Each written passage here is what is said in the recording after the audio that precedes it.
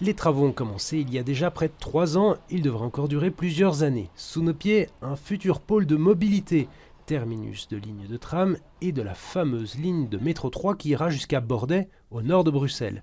Un projet pharaonique qui suscite beaucoup d'opposition. Aujourd'hui, une vingtaine d'associations démontent le projet et en présentent un autre, pour le tronçon sud. Pour la transformation en métro de l'axe Albert-Nord, on parle de 700 millions d'euros, auxquels se rajoutent maintenant aujourd'hui, avec les difficultés sous le Palais du Midi, 200 millions d'euros. Donc on est presque au milliard d'euros pour ne desservir aucune nouvelle station. Ce serait juste une transformation des stations actuelles.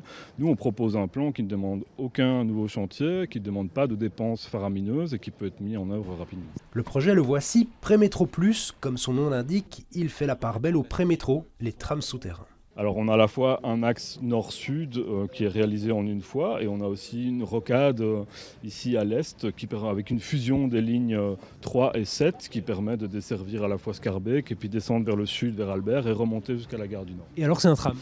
C'est un tram, oui, c'est un long tram. Alors oui, la capacité sera moindre que celle du métro, mais selon eux, avec plusieurs lignes sur le même axe, les fréquences seront plus importantes. Et puis, grâce au tram, on évacue le casse-tête de la traversée du Palais du Midi et de cette aire marécageuse. Pas besoin de travaux supplémentaires. On tire parti de toutes les infrastructures existantes, mais aussi des infrastructures qui sont en cours de réalisation.